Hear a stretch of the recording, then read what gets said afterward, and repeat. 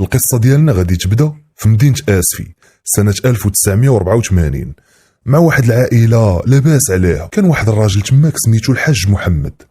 هذا الحاج محمد كان واحد الراجل لاباس عليه، يعني كان واحد تاجر معروف وكيبيع داكشي ديال التواب والمسائل، ومزوج بواحد المرأة سميتها نعيمة. عندهم جوج ديال الولاد وثلاثة د البنات. بالنسبة للولاد بجوج، الكبير فيهم هو خالد، وهاد خالد هو اللي داير عليه هاد القصة كاملة.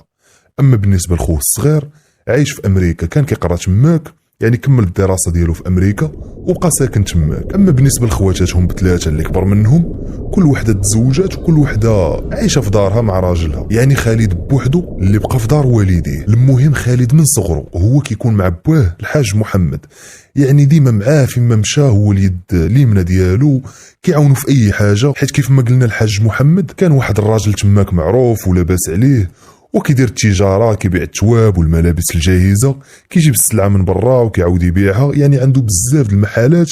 وكان واحد التاجر اللي كبير ومعروف. وبما ان خالد هو ولده الكبير كان واقف معاه في كل شيء، يعني هو دراعو اليمنى وكان كيعاونو في كاع التجاره ديالو. المهم دازوا الايام والايام، السي محمد غادي يتوفى الله يرحمه، وغادي يبقى خالد هو المسؤول على التجاره ديال بوه اللي خلى ليه. خالد تبارك الله كان واحد الشاب اللي ذكي وطيب، واحد يعني كان راجل ونص، يعني كان شاب يعول عليه، وبالاجتهاد ديالو والخدمه ديالو عاد ما زاد طور هذيك التجاره اللي خلى ليه بواه. زائد الاخلاق ديالو كانت طيبه وكل شيء كيبغيه وكل شيء كيحترمه، يعني كان واحد السيد الله يعمرها دار. المهم دازوا سنين وسنين، خالد غادي تمرض ليه الام ديالو، غادي تمرض بالمرض الخبيث، الله ينجيني ونجيكم من هذا المرض. وبما انه هو بوحدو اللي بقى عايش معاها في الدار، حيت كيف ما قلنا خواتاتو عايشين مع رجالاتهم في ديورهم، وخوه الصغير راه في امريكا، يعني كان بوحدو مع امه. بما انه بوحدو اللي بقى مع امه، هو اللي كان مقابلها، هو اللي كان حاضيها، يعني مخلي ما داير عليها، يعني ملي مرضات هو اللي كان واقف حداها وهو اللي في جنبها. لكن للاسف المرض ديالها كان خايب وكينتشر نهار على نهار في الجسم ديالها، ما خلى فين داها، من مستشفى لمستشفى، الراديوات، سكانيرات، تحاليل، روينه. خلى كاع هذيك الخدمه ديالو، خلى الناس مقابلينها، نسى كل شيء، خلى هذيك التجاره، خلى الخدمه، خلى كل شيء، خلى الناس مقابلينها، وهو بقى مقابل غير مو فقط. مقابل مو لعل وعسى تشافى من هذا المرض الخبيث. لكن مع الاسف الام ديالو بدا كيتزاد عليها الحال وبدات كتمرض اكثر نهار على نهار. مره كتغيب بالسويع، مره كتفيق، عاوتاني كتدخل مره في غيبوبه، عاوتاني كتفيق، يعني الحاله ديالها بدات كتخيب بزاف. واحد النهار كانت في الفراش ديالها في المستشفى وهي تعيط لخالد، قالت لي ولدي خالد بغيت ندوي معاك، قرب حدايا. جا عندها قال لها اش كاينه الوالده، ياك ما كاين باس، خصك شي حاجه نجيبها لك. قالت لي لا ولدي اسمعني اش غنقول لك، انا راه بديت كنحس براسي نهار على نهار كنموت، وكنحس براسي ما بقاش لي بزاف في الدنيا. خالد قال لي لا الوالده ما تقوليش هكا، بزاف الناس تشافوا من هذا المرض، ان شاء الله تصحي وتنوضي على رجليك ونعاودوا نفرحوا بك مازال. قالت لي شوف ولدي، انا اللي حاسه براسي، انا اللي حاسه براسي ما بقاش لي بزاف في الدنيا. اسمعني يا ولدي، بغيت نقول لك واحد الحاجه، كيف ما كتعرف انا حياتي كامله وانا كندير الخير وكنصدق، يعني الحمد لله واحد المره كنت مزيانه مع الله، وعمري ما درت شي ذنب خايب ولا اديت شي واحد، ولا الحمد لله حياتي كامله دوزتها مزيان. لكن واحد السر هو اللي انبني حياتي كامله، هاد السر محني حياتي كامله، وضروري خاصني نقولوا ليك قبل ما نموت يا ولدي. خاصك تعرف هاد السر باش هكا نقدر نرتاح ونمشي عند الله مرتاحه. قال لها ولدها خالد ياك ما كاين باس الوالده، شنو كاين، شنو هاد السر؟ قالت لها ولدي راني كنت سجلت واحد الشريط كنهضر فيه، راه خبيته في الدار حتى تمشي قلب عليه واسمع ليه. وكيف ما كتعرفوا شحال هذا ما كانوا لا تليفونات لا والو، يعني اللي بغى يخلي شي رساله صوتيه لشي واحد كيسجلها في واحد الكاسيطه وكيعطيها ليه، يعني كيسجلها في شريط باش يوصل ليه داكشي اللي باغي، ويقول ليه كاع داكشي اللي باغي يوصل ليه، يعني كيوصلوا ليه بكاع الاحاسيس ديالو، وكيعبر على راحته، يعني ماشي بحال الرساله المكتوبه كتقدر ما توصلش بنفس الطريقه اللي بغيتي. المهم الام ديال خالد خلات هذاك الشريط في الدار، قالت لي حتى تمشي وتسمع ليه. لكن واخا هكاك خالد ما خداش الامر بجديه، قال لها لا الوالده نسي عليك هادشي دابا، المهم هو تصحي وتعاودي توقفي على رجليك. لا نعيمه بدا كيتزاد عليها الحال اكثر واكثر، وفي هذيك الليله نيت فاش كانت كدوي مع ولدها عاوتاني غيبات ودخلات في غيبوبه. خالد خرج برا قاعة انتظار وبقى كيتسنى وكيتامل في هذاك المنظر الحزين اللي عايشوا هذيك الايام، وكيشوف في الحاله ديال الام ديالو. غادي تفوت 12 ديال الليل وغادي يرجع للدار باش يرتاح، حيت خاصو غدا عاوتاني يفيق باش يرجع للمستشفى عند الام ديالو. وراكم عارفين الحاله ديال مرافق المريض حتى هي كتكون خايبه اكثر، يعني خصوصا ملي كيكون شي واحد قريب لك من عائلتك، يعني الحاله ديالك كتكون خايبه اكثر. المهم خالد غادي يدخل هذيك الليله للدار حزين وكئيب، وحتى الدار اللي دخل واخا كبيره واخا فيلا ومفرشه احسن الفراش، لكن كلها حزينه وكئيبه. جلس في واحد الكرسي وبدا كيتامل في هذاك البلاء اللي فيه. وهنا تفكر هذاك الشريط اللي قالت ليه الام ديالو، قال هذاك الشريط قالت لي نوض نسمعه. ناض بدا كيقلب عليه في حوايجو، ما لقاش. مشى الحوايج ديالها هي، بدا كيقلب حتى غادي يلقاه اخيرا في واحد الرزمه. غادي يحل هذيك الرزمه وغادي يجبد هذاك الشريط وغادي يخدمه، غادي يريح في كرسي وغادي يطلق هذاك التسجيل الصوتي. عطوني ودنيكم مزيان وسمعوا اش قالت ليه الام ديالو في هذا التسجيل الصوتي. قالت ليه ولدي هذا الشريط سجلته باش نعترف لك فيه بواحد السر اللي كنت خبيته عليك من شحال هذا، من نهار تزاديتي. وهذا الشريط ولدي راه ما غادي تسمعه حتى نكون انا يا ما بين الحياه او الموت، ولا غادي تلقاه غير بالصدفه من بعد ما غادي نموت. قالت لي ولدي انت عارف باللي بطبيعه الحال كنبغيك بزاف وانت اعز ولادي، وعمري قصرت من جهتك في شي حاجه ولا بخلت عليك بشي حاجه، عمري مديت يدي عليك ولا خليتك تحتاج لشي حاجه. خاصك تعرف ولدي باللي انت هو نور عينيا، وانت ولدي العزيز اللي كنبغيه، وانت هو الراجل ديال الدار من بعد ما مات باك، وتبارك الله عليك راجل وناص وقافز وواعي وذكي، والاخلاق ديالك حسنه، وفيك بزاف د الحوايج زوينين وبزاف الاخلاق اللي زوينه. واش عقلت يا ولدي ملي قلت لك واحد النهار دير لك شي تجاره خاصه ولا دير لك شي شركه خاصه في جانب داكشي اللي خلى لك باك الله يرحمه؟ واش عقلتي ملي اكدت عليك باش دير شي حاجه ديالك في سميتك انت ما داخل معك فيها حتى شي واحد؟ يعني كاع داكشي اللي خلى لك باك الله يرحمه انت وخوتك بقى خدام فيه وبقى مجيريه نتايا، لكن في نفس الوقت دير لك شي حاجه ديالك انت بوحدك في الملك ديالك الخاص. خالد ملي كانت قالت ليه الام ديالو هاد الهضره شحال هادي، كان ما عرفش السبب علاش قالت ليه هاد الشيء، وقال سولها قال لها علاش، وداك الشيء ما بغاتش تقول ليه، لكن واخا هكاك دار بهضرتها واسس ليه التجاره ديالو الخاصه وخدم فيها حتى هي في نفس الوقت. وبطبيعه الحال داك الشيء اللي كان خلى ليه بوه الله يرحمه كان ديما كيقسم مع خوتو الارباح وكيعطيهم حقهم، يعني كان مسير داك الشيء اللي مشارك فيه هو وخوتو، وكان مسير داك الشيء ديالو هو بوحدو. المهم نرجعوا للشريط ديالنا. كيف ما قلنا خالد كان جالس وكيسمع على داك الشريط، وهنا الام ديالو غادي تقول ليه اسمع ولدي، خاصك تعرف باللي انا تعمدت ما نردعكش، ردعت خوتك كاملين الا انت، تعمدت باش ما نردعكش. او خالد تصدم ما فهمش علاش ما ردعتنيش. قالت لها ولدي واخا ما ردعتكش ربيتك احسن تربيه وما خليت ما درت عليك. قالت لها ولدي بغيت نقول لك واحد السر، لكن قبل ما تسمع هذا السر بغيتك ما تبدلش، بغيتك تبقى انت هو انت، حتى حاجه ما بغيتها تبدل فيك. لكن الاهم ولدي بغيتك تسمح لي ولدي وتغفر لي على هاد الشيء اللي ما قلتش لك حياتك كامله. خالد كيسمع في الشريط وزاد توتر كثر وما بقى فاهم والو، ولا غير كيتسنى في السر اللي غادي تقول ليه امه. قالت لها ولدي يا خالد انت ماشي ولدي، ماشي انا اللي ولدتك، ماشي انا هي الام ديالك الحقيقيه، وانا غادي نعاود لك القصه كيفاش حتى وقع هادشي كامل. قالت لها ولدي ملي ولدت خواتاتك بثلاثه اللي كبر منك، كان باك الله يرحمه محمد كان ديما باغي الولد، وكان ديما كيقول لي ولدي لي الولد باش يورث لي كنيتي زعما ويعاونني في التجاره، يعني ديما كان باغي الولد. انا ولدي خفت حيت كان كيقول لي الا ما ولدتيش لي الولد هاد المره راه غادي نتزوج عليك ولا غادي نطلقك، وانا ولدي خفت لي يطلقني ولا يمشي يتزوج عليا.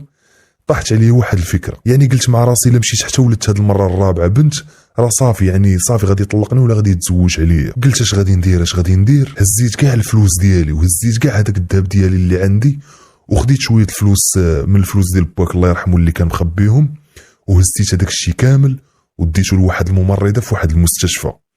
اتفقت انا وديك الممرضه وقلت ليها النهار اللي غادي نجي نولد فيه الا ولدت فيه بنت بدلي لي البنت بالولد، يعني شوفي شي امراه اخرى غادي تولد ولد عطيني الولد ديالها وشدي هذيك البنت ديالي اللي ولدت عطيها لها هي. وداك الشيء اللي وقع بالضبط ولدي. النهار اللي غادي نولد فيه ولدت فيه بالفعل بنت، لكن هذيك الممرضه اللي تلاقيت معاها وتفاهمت معاها هزات البنت ديالي وداتها لواحد المراه. هذيك المراه دارت ليها البنج ولا دارت لها واحد المخدر باش الناس ما تبقاش عاقله. هذيك المراه كانت ولدات ولد، هزات لها الولد ديالها عطاتو ليا، والبنت ديالي اللي ولدت انا هزاتها عطاتها لهذيك المراه. وبطبيعه الحال المراه ملي فاقت من هذاك البنج ولا هذاك المخدر لقات راسها والده بنت، فرحات بها، يعني راه بنتها. داكشي علاش انت ولدي يا خالد ماشي ولدي، انت ولد هذيك المراه. وهذيك المراه اللي خدات البنت ديالي ما بقيتش شفت هذيك البنت، يعني بنتي ما بقيتش شفتها من هذاك النهار.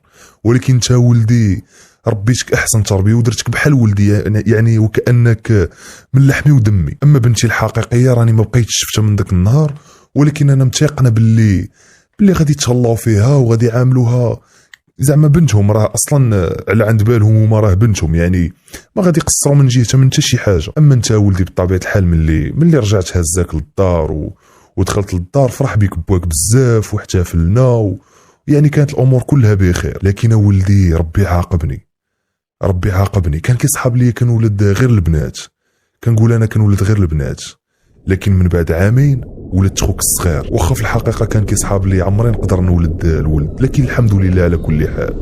انت ولدي وحتى خوك الصغير حتى هو ولدي، وبجوجكم ولادي وبجوجكم بحال بحال. وهذا ولدي هو السر لان بني حياتي كامله وانا مبرزطني، وكنظن ان حتى هذا المرض اللي جاني غير عقاب من عند الله على هذا الشيء اللي كنت درت. لكن الحمد لله على كل حال، والحمد لله على كاع هذا الشيء اللي وقع. المهم ولدي الحاجه اللي بغيت داب والحاجه اللي كنأكد عليها هو بغيتك تسامحني باش نتلاقى مع الله مرتاحه، وحتى في قبري الناس مرتاحه. دير في بالك باللي كنبغيك وغادي نبقى ديما كنبغيك حتى النهار اللي غادي نموت فيه. وهنا سال الشريط. تخيلوا معايا دابا الحاله ديال خالد كيفاش غادي تكون. حطوا راسكم في بلاصتو، شحال من نهار هو ما كينعش غير بسبب هذا المرض ديال مو.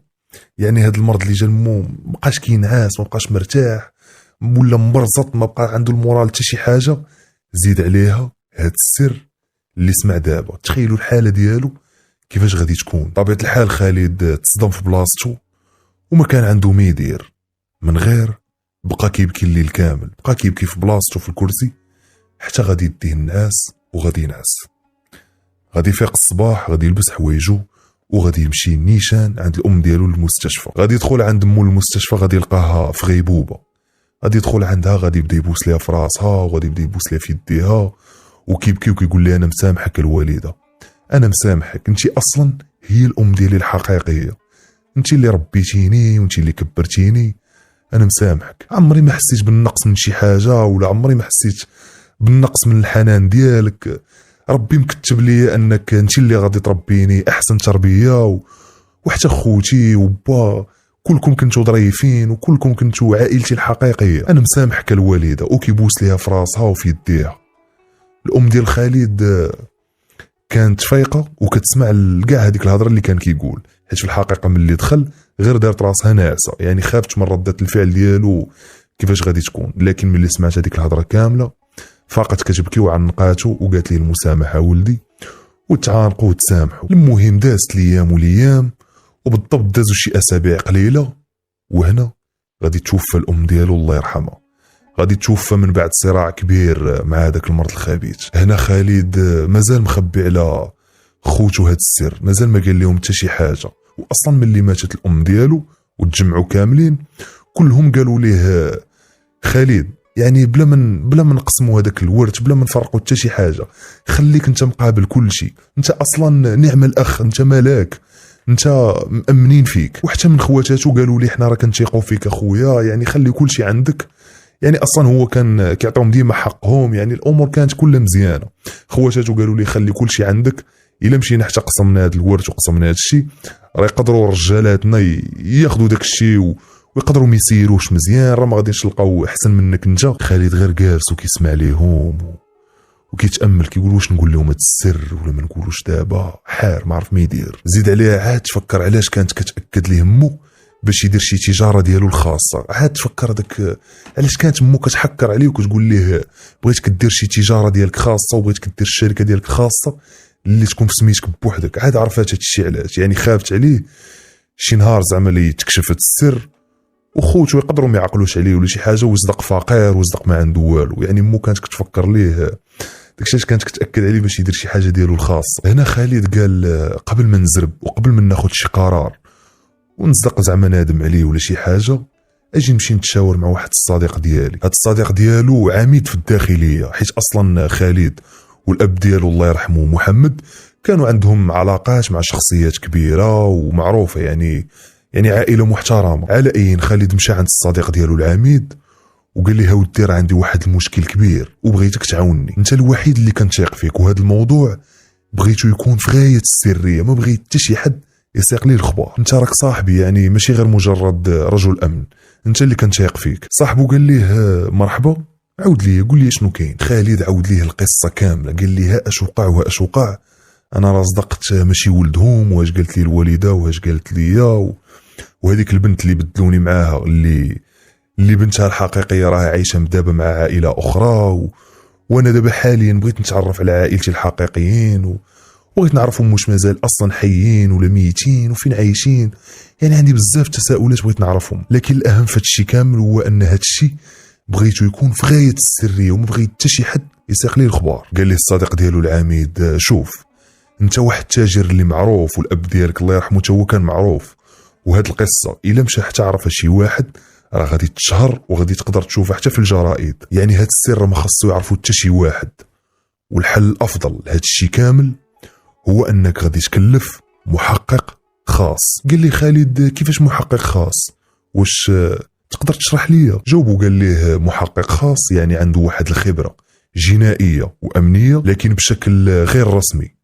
قال لي خالد مرحبا، لكن فين غادي نلقى هاد النوع من المحققين؟ فين غادي نلقى هاد المحقق خاص؟ اول حاجه خاصكم تعرفوا هو ان هاد النوع ديال المحققين كيكونوا كيخدموا في قضايا في قمه السريه وكيخدموا بشكل غير رسمي، بحال الافلام ديال جيمس بوند. اللي مفرج في الافلام ديال جيمس بوند غادي يعرفني على جداوي. المهم خالد سول صاحبه قال لي فين نقدر نلقى هاد النوع ديال المحققين؟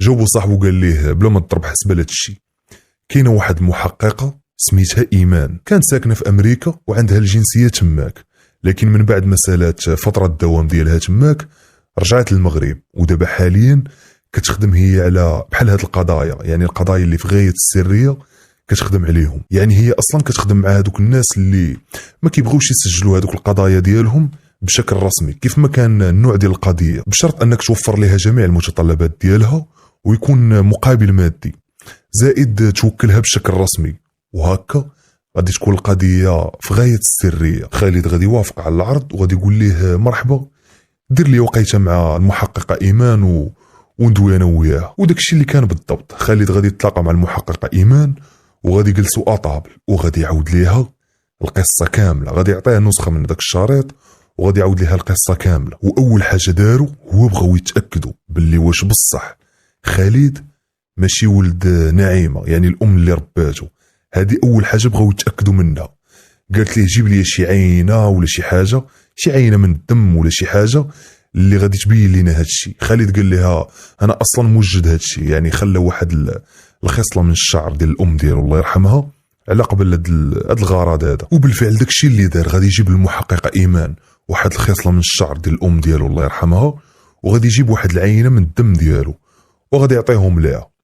المحققه ايمان من بعد ما دارت التحاليل ودارت داك الشيء كامل غادي تخرج النتيجه، وبالفعل النتيجه خرجت غير مطابقه تماما. يعني خالد بصح ماشي هو ولد نعيمه الله يرحمها. مزيان.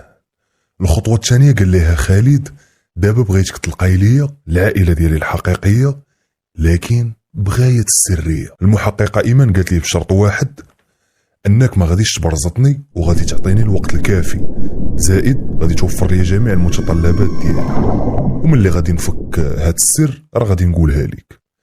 خالد وافق على العرض، واول حاجه دارت هاد المحققه ايمان هي مشات للمستشفى اللي تزاد فيها خالد. وديروا في بالكم باللي هاد المحققه راها خدامه بشكل غير رسمي، يعني القضيه شويه صعيبه القضيه، كتبغي شويه تخلويض، يعني رشاوي من هنا، ملفات من هنا، شوف هذه من هنا، هي قضيه شويه صعيبه، يعني ماشي بحال ملي كتكون بشكل قانوني. داكشي ديال جيمس بوند. المهم المحققه ملي دخلت للمستشفى ورجعت لهذاك الارشيف النهار اللي تزاد فيه خالد، وبالضبط سنه 1984، لقات باللي تزادت معاه واحد البنت في نفس الوقيته، يعني في نفس الوقيته تزادوا بجوج. ها راس الخيط بدا كيتشد، يعني القضيه بدات كتوضح. شكون هي هاد البنت؟ بدات كتقلب، لقات باللي سميتها مريم. منين؟ من اهل تطوان. وخاصكم تعرفوا باللي هذيك الوقيته في 1984 ما كانوش كيكتبوا بزاف د المعلومات، يعني غير السميه ديال الدري اللي تزاد ولا البواه ولا مو، يعني ما كاينش معلومات كثيره. لكن لحسن الحظ المحققه ايمان لقات بعض المعلومات اللي كتعلق بعائله مريم. لقات باللي بوها سميتو نور الدين الراضي، وامها سميتها عائشه المرضي، وهما من اهل تطوان. لكن كيف ما قلت لكم من حسن الحظ المحققه لقات واحد الورقه اللي سهلات عليها الطريق كامل. هاد الورقه هي فاتوره من التعاضديه العامه للخدمه المدنيه، وهاد المؤسسه او هاد الهيئه كاتبه في هذيك الورقه انها كتدفع رسوم الولاده ديال عائشه المرضي زوجة المعلم نور الدين الراضي. يعني هاد السيد كان معلم فين؟ في تطوان. ها القضيه بدات كتسهل كتر. ايمان غادي تهز طوموبيلتها وغادي تنطلق نيشان لمدينه تطوان، غادي تمشي للمدرسه اللي كان كيقري فيها المعلم نور الدين. غادي تمشي لهذيك المدرسه وغادي تسول عليه، لكن غادي يقولوا ليها هذا المعلم كان كيقري هنا شحال هذه في بدايه المسيره ديالو، لكن من بعد غادي ينتقل وغادي يمشي يقري في مدينه اسفي، وبالضبط في المدرسه الفلانيه. ايمان غادي تهز طوموبيلتها عاوتاني وغادي تنطلق نيشان لمدينه اسفي، غادي تدخل لهذيك المدرسه اللي قالوا ليها وغادي تسول على هذا المعلم. ملي دخلت سولات عليه قالوا ليها هذا المعلم راه شد تقاعد، لكن غادي نعطيوك لادريس ديالو ولا العنوان ديالو فين كيسكن، تقدري تمشي لعندو لتماك. ها القضيه بدات كتوضح اكثر. ايمان كملات التحقيق ديالها ودارت واحد التقرير وعطاتو لخالد، وعاودات ليه كاع داكشي اللي وقع، عاودات ليه كلشي.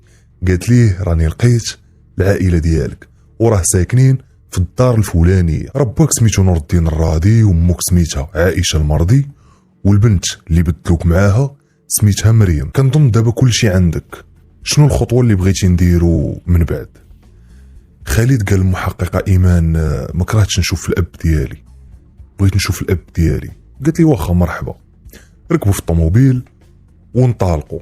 مشات قدام الدار، وقفوا في الطوموبيل كيتسناو شكون غادي يخرج، وما غادي يخرج غير الاب ديالو. غادي يخرج المعلم نور الدين، واحد الراجل عنده الهيبه ديالو، الشعر ديالو ابيض، بدا كيكبر شويه في السن، كان غادي يصلي شي صلاه وقيل المغرب ولا العشاء. المهم خالد غادي يتبعو للمسجد وغادي يصلي حداه.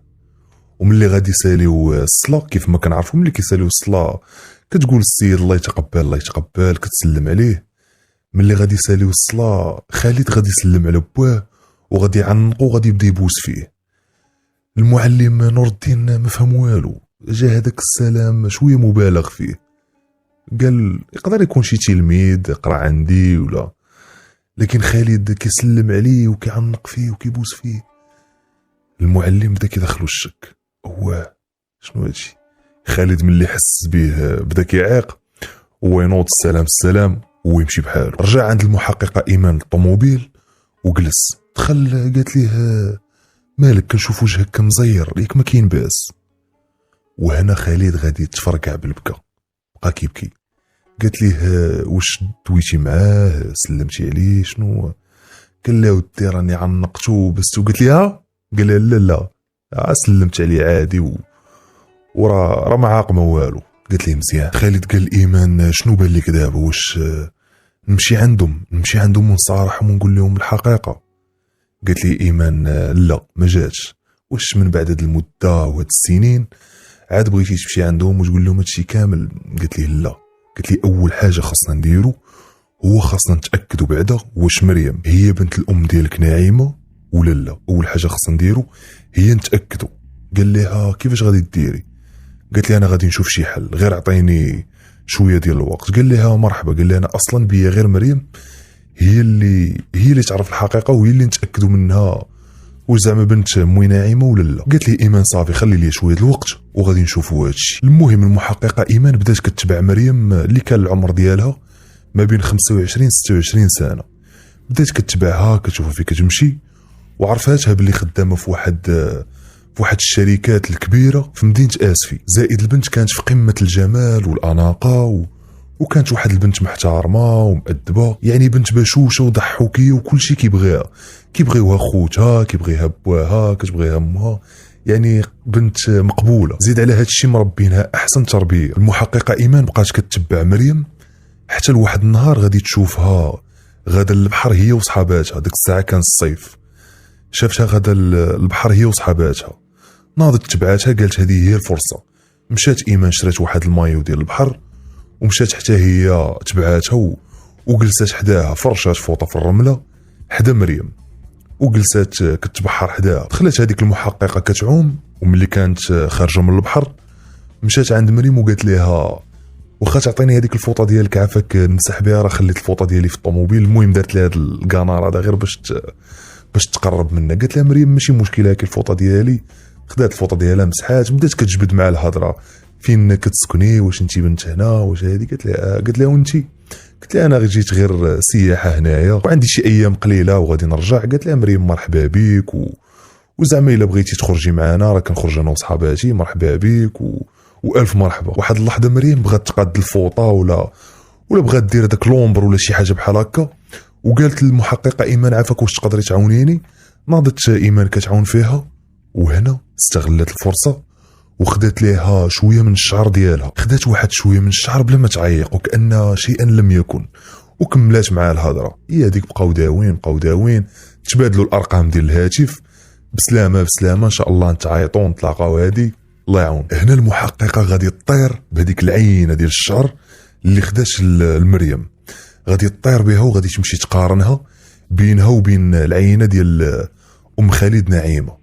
وبالفعل غادي تخرج النتيجه مطابقه تماما، يعني مريم بالفعل هي بنت نعيمه. المحققه ديالنا رجعت عند خالد وقالت لي شنو كاين، قالت لي هاش كاين وهاش كاين، ورا النتيجه خرجت مطابقه. خالد قال لها دابا شنو غادي نديرو، شنو المعمول؟ قالت ليه المحققه ما تخافش، هادشي درت ليه حسبه، راني تعرفت عليها وتبادلنا الارقام ودوينا وجمعنا، ورا اليوم بالليل غادي نخرج معاها هي وصحاباتها، عارضين عليا العشاء ورا غادي نمشي نخرج معاها، وانت غادي تمشي معايا في الطوموبيل، والوقيته اللي غادي نساليو العشاء ونساليو ديك الجليسه معاهم، ملي غادي نكون خارجه انا وياها راه غادي نقول ليها بغيت نقول لك شي هضره، غتقول لي هي شنو كاين. غادي نقول لها باللي واحد السيد هو اللي مصيفطني لعندك، هاد السيد راه عنده علاقه مع عائلتك، وبالضبط شي حاجه كتعلق بالرضاعه. وقيله هاد السيد رضعاتو الام ديالك ملي كان صغير. المهم نكذبوا عليه في الاول غير باش نفرشوا ليها الموضوع، ومن بعد نقولوا لها الحقيقه. خالد عجباتو الفكره، قال لها مرحبا، فكره مزيانه. وبالفعل داكشي اللي داروا، ركب خالد مع المحققه ايمان في السياره ومشاو انطلقوا عند مريم. دخلت ايمان جلسات مع مريم وصحاباتها، تعشات معاهم، ضحكوا ونشطوا. وملي سالت هذيك الصواري قالت المحققه قالت لمريم واش تقدري توصليني، راه ما جبتش الطوموبيل. قالت لها مريم مرحبا ماشي مشكل يلا نوصلك. مشات ركبت معها في الطوموبيل. وهنا المحققه ايمان قالت لها شوفي يا مريم، انت واحد البنت طيبه ومتخلقه ومحترمه ومؤدبه وظريفه، واللي بغيت نقول لك هو بغيتك تسمحي لي على بدايه التعارف ديالنا. قالت لها مريم علاش شنو كاين؟ قالت لها ايمان في الحقيقه التعارف ديالنا ما كانش غير بالصدفه، انا تعمدت باش نتعرف عليك. قالت لها مريم علاش زعما درتي هكا، شنو السبب؟ جاوباتها ايمان وقالت لها في الحقيقه انا مصيفطني واحد الشاب صيفطني باش نتعرف عليك، وهذا الشاب عنده علاقه مع عائلتك، ملي كنتو كتسكنوا شحال هذا في تطوان، وملي كان باك كيقري تماك. قالت لها مريم زيدي. قالت لها ايمان هاد الشاب راه مرضعاه الام ديالك، وهاد الشاب حاليا راه بغى يشوفك وبغى يقول لك شي حاجه. هنا مريم بدات كتضحك بواحد الطريقه استهزائيه. قالت ايمان فين هو هاد الشاب، وريني هاد الشاب فين هو. قالت لها المحققه ايمان علاش كتضحكي؟ قلت لها وريني هاد الشاب فين هو. قالت لها راه هو خليناه في السياره حدا هذاك المطعم. قالت لها يلا نرجعوا عنده ندويو معاه. وبالفعل داكشي اللي داروا، ملي رجعوا تلاقاو هما بثلاثه وجلسوا في واحد القهوه. واول ما شاف خالد هذيك البنت مريم تصدم من الشبه اللي كتشبه الخواتاتو اللي كبروا معاه، يعني واحد الشبه كبير لا يوصف. هنا مريم بدات كتضحك وقالت للمحققه ايمان دابا جيتي انت وهاد الشاب باش تفلاو عليا، جيتي انت وهاد الشاب باش تفلاو عليا وتنصبوا عليا. انا حاليا نقدر دابا ندير لكم الشوهه ونعيط للشرطه تجي تهزكم. قالوا لي لا لا لا بلاتي زكاي، راك فاهمه الموضوع غلط، غير بلاتي احنا نشرحوا لك. هنا دوا معها خالد وقال لها شوفي انيسه، حنا راه ما جايين لا نصبوا عليك ولا نتفلاو عليك. ها انت شوفي لاكارت ديالي، شوفي الوراق ديالي، انا واحد التاجر كبير معروف في الدار البيضاء وراني جيت ندوي معاك غير على واحد الموضوع ديال كيتعلق بالرضاعه. هنا قاطعته مريم قالت ليه اش من موضوع ديال الرضاعه كدوي عليه؟ راه ملي قالت لي ايمان باللي موضوع ديال الرضاعه عرفتكم نصابه، حيت اصلا الام ديالي ما ردعتني لا انا ولا خوتي، بقى غير تردعك نتايا، يعني ولادها وما ردعاتهمش، بقى غير تردعك انت. هنا خالد وايمان تصدموا وما عرفوا باش تبلاو، يعني حصلوا ولاو غير كيدوروا في عينيهم وتصنقوا، ما بقاو عارفين شنو يقولوا. خالد غادي يجمع النفس ديالو وغادي يتشجع وغادي يقول لمريم في الحقيقه ماشي هادشي علاش جيت باش ندوي معاك، الموضوع كتر. قال لها كاين واحد السر خاصني نقولوا لك، لكن هاد السر يقدر يصدمك. قالت ليه مريم شنو هاد السر؟ دوي شنو كاين قول لي. خالد غادي يجبد الورقه اللي كتبين على انه ماشي هو ولد الام ديالو ناعمه اللي رباتو. جبد لها ديك الورقه ووراها لها. قالت ليه ومن بعد فاش كيهمني هادشي؟ قال لها مزيان. هنا غادي يجبد الورقه اللي كتبين على انها هي بنت الام ديالو ناعمه اللي رباتو. قال لها انت راك بنت الام ديالي ناعمه. مريم تصدمات فهمت والو. قال لها خالد في الحقيقه راه حنا خدينا واحد العينه ودرنا التحاليل وطلعت النتيجه مطابقه تماما، انت راك بنت الام ديالي ناعمه. مريم ما فهمت والو، شافت في ايمان قالت لها في الحقيقه داك النهار ملي كنا في البحر راه خديت لك واحد شويه من الشعر ديالك وهو اللي درنا عليه التحاليل. مريم بدات كتغوت كيفاش هادشي، واش كتفلوا عليا؟ بدات يلا غدات. قالوا لها زكي بلاتي. قال لها خالد ياك تزاديتي في المستشفى الفلاني؟ قالت لي قال لها ياك تزاديتي في النهار الفلاني؟ قالت لي ويجبد لها الورقه ديال الاثباتات ديال النهار اللي تزادت فيه. قال لها انت شوفي هذه الورقه، انت تزاديتي هنا وانا راه تزاديت معاك في نفس الوقيته. هنا خالد قال لها راه انا وياك تبادلنا، يعني انت هزوك وعطاوك الام ديالي وانا هزوني وعطاوني الام ديالك. هنا ايمان تعصبات وبدات كتغوت، قالت لهم لا والو نتوما نصابه، انا غادي نعيط للبوليس وغادي نفضحكم وهادي باغي تنصبوا عليا. قال لها خالد بلاتي على حسب التقرير ديال ايمان المحققه نتوما غير من عائله بسيطه جدا، وحتى الاب ديالك اللي هو الاب ديالي يعني الحاله ديالو بسيطه جدا، وحتى داك المنزل اللي ساكنين فيه غير كارين. انا راه واحد التاجر كبير ومعروف في الدار البيضاء وعندي زعما بزاف د الحوايج، علاش زعما غادي نطمع فيكم نتوما؟ شنو علاش غادي نصاب عليك انت؟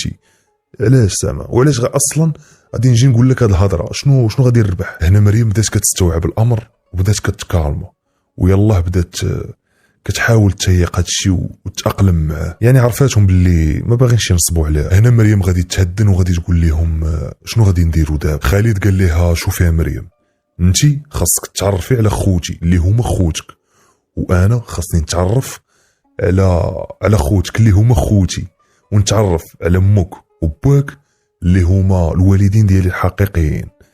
لكن انت الوالدين ديالك الحقيقيين راه توفاو. كانت مريم شويه وتقبلات الوضع وقالت لخالد شنو المعمول دابا، شنو غادي ندير؟ قال لها خالد اول حاجه غادي نديرو هو بغيت نتاكد باللي امك عائشه المرضي هي الام ديالي الحقيقيه. انت راك متاكده باللي هادوك راه والديك؟ لكن انا مازال متاكدش. قالت ليه شنو نقدر ندير باش نعاونك؟ قال لها غادي تجيبي شي عينه وتعطيها المحققه ايمان، وداك الساعه نشوفوا النتيجه، ومن وراء النتيجه عاد نشوفوا ديك الساعه شنو غادي نديروا. قالت ليه مرحبا ما كاينش مشكل. هي هذيك مشات للمنزل وجابت واحد الخصله من الشعر ديال ماماها وعطاتها للمحققه ايمان، وبالفعل من بعد ايام قليله غادي تخرج النتيجه مطابقه تماما. هنا خالد قال لايمان ومريم اعطوني شويه ديال الوقت، اعطوني شويه ديال الوقت غير نفكر باش ما نزربوش. وحتى من المحققه ايمان ولات متحمسه، ولات باغا تعرف النهايه ديال هاد القصه كيفاش غادي تسالي، ولاو كيتعرضوا عليها قضايا اخرين باش تخدمهم، كتقول لهم والو، انا عندي واحد القضيه ولا عندي واحد القصه رائعه بغيت نشوفها كيفاش غادي تسالي، ما مساليه حتى شي قضيه اخرى. وحتى نتوما انا متيقن باللي ضركم راسكم بغيتوا تعرفوا النهايه كيفاش دايره. المهم نكملوا. كيف ما قلت لكم خالد قال لهم اعطوني شويه ديال الوقت نفكر. رجع عند الصديق ديالو العميد، رجع عنده دوا معاه وعاود ليه القصه كامله من الاول حتى الاخر. قال لي هاش كاين وهاش كاين وها ايمان اش دارات وهاش دارات، وكيعاود ليه والعميد الصديق ديالو كيبتسم. قال لي خالد ها انت دابا عرفتي القصه كامله، اش بان لك اودي؟ انا راه دخت ما عرفت من ندير، اش بان لك؟ فيدني. واش نمشي عند خوتي نصارحهم هما الاولين، ولا نمشي عند والدي الحقيقيين نقولها ليهم؟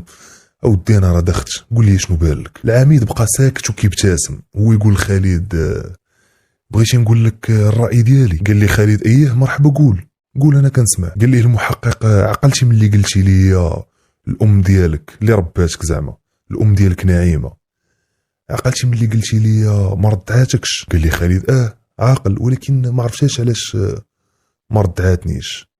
جاوبوا العميد قال ليه سهله، بكل بساطه كانت دايره بحساب الى شي نهار تفرش هاد الشيء وزعما تفضح هاد السر، بغات تزوجك بوحده من بناتها، باش هكا على الاقل انت ما تضيعش وما ترجعش زعما فقير. قال ليه اما المعلومه الثانيه المهمه اللي ذكرتي ليا، هو قلتي لي دابا باللي مريم حتى هي ما ردعاتهاش الام ديالها اللي رباتها، زعما الام ديالك الحقيقيه حتى هي ما ردعاتهاش. اذا كل شيء باين. قال لي خالد شنو كتقصد؟ شنو بغيتي تقول؟ الصديق ديالو العميد قال ليه خالد بغيت نسولك كيفاش جاتك مريم ملي تلاقيتي معاها، واش عجباتك؟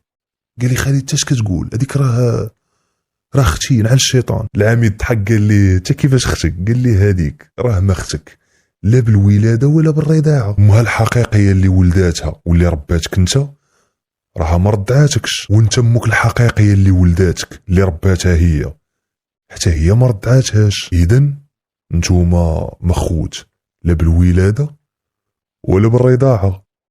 اذا نقول لي كي جاتك البنت واش عجباتك؟ خالد عاد ضحك وقال ليه البنت راه قرطاسه، البنت زوينه وفي قمه الجمال وراه عجباتني. صاحبو ضحك وقال ليه واش كتسنى مازال؟ تزوجها، العمر ديالك قد العمر ديالها، وبجوجكم تزاديتو في مستشفى واحد، وبجوجكم عندكم قصه وحده، وبجوجكم عندكم عائله وحده. اذا تزوجها وخذ هذاك الورث اللي خلى لكم باك وقسمه، وخذ انت حظ الانثى، يعني تنازل عليه وخذ غير الحظ ديال الانثى وعطيه ليها هي، وخوتك راهم غادي ياخذوا حقهم وعيشوا مع بعضياتكم، وحتى شي يولف شي وتولفوا بعضياتكم وتولوا عائله وحده. عندك الساعه قولوا لهم الحقيقه كامله. وداك الشيء اللي دار بالضبط. رجع عند مريم وقال لها شوفي يا مريم، حنا ما خوت لا بالولاده ولا بالرضاعه، واش تقبلي تزوجي بيا؟ مريم حتى هي ضحكات وقالت ليه في الحقيقه داك النهار ملي قلتي لي هذه المعلومه فرحت، وحتى انا قابله، حتى انا باغا نتزوج بك، يعني حتى هي طالبه عليها. وحتى ايمان المحققه حتى هي طايره من الفرحه وعاجبها المنظر كامل. المهم خالد مشى عندهم للدار، مشى يخطبها، دخل عندهم ودخل عند باها اللي هو الاب ديالو المعلم نور الدين. دخل عنده قال ليه ودي عمي راه باغي بنتك على سنة الله ورسوله، وانا واحد تاجر معروف في الدار البيضاء وكذا وكذا. باها شافو قال ليه ما عرفت فين شفتك انت، ما خافيش عليا. المهم قبل وتزوجوا مع بعضياتهم وفرحوا وداروا العرس وكل شيء داز بخير. ونسيت ما قلت لكم باللي النهار اللي تجمعوا فيه مع بعضياتهم مريم شافت خواتات خالد اللي كبر معاهم نفس الشبه، عرفتي كل شيء تصدم ما فهم والو، كتشبه لهم نفس الضحكه نفس الطول نفس الشكل، واحد الشبه رهيب. وحتى خالد ملي شاف خوت مريم اللي هو خوته اصليين حتى هما كيشبهوا لي واحد الشبه كبير فوتوكوبي، يعني شي ارتاح لشي يعني كانت الامور كلها زوينه. المهم دازوا ليام وليام، خالد كان وزع داك الساعه الورث على خوتو وخدا هو حق الانثى وعطاه للزوجه ديالو مريم، حيت هو اصلا عنده المحلات ديالو وعنده التجاره ديالو، يعني ما خصو حتى شي خير. المهم دازوا ليام حتى غادي يولدوا المولود ديالهم الاول، وحتى لواحد النهار غادي يكون كل شيء مجموع، وتماك غادي يقولوا لهم الحقيقه وغادي يعاودوا لهم هاد السر كامل. في الاول كل شيء تصدم وما فهم والو، وجاتهم الصدمه، شنو شي حاجه غريبه، كل شيء تصدم. لكن في الاخير ما عندهم ما يديروا، كل شيء تقبل هاد الحقيقه. هاد خالد غادي يقول لبوه الحقيقي شوف عمي، انت عمي وانت الوالد. وقال لمو الحقيقيه شوفي عمتي، انت عمتي وانت امي. اما بالنسبه لامي اللي رباتني اللي هي الام ديال مريم، راها كانت واحد المراه طيبه والله يعمرها دار، واحد المراه ما خلات ما دارت علينا وكبراتنا ورباتنا احسن تربيه. راها كطلب منكم باش تسامحوها، راه كانت هذه هي الوصيه ديالها، كانت هذه الوصيه ديالها باش تسامحوها وتخليوها تلاقى الله وهي مرتاحه. وفي الاخر كل شيء سامحها وعاشوا مزيان وعاشوا بخير ولا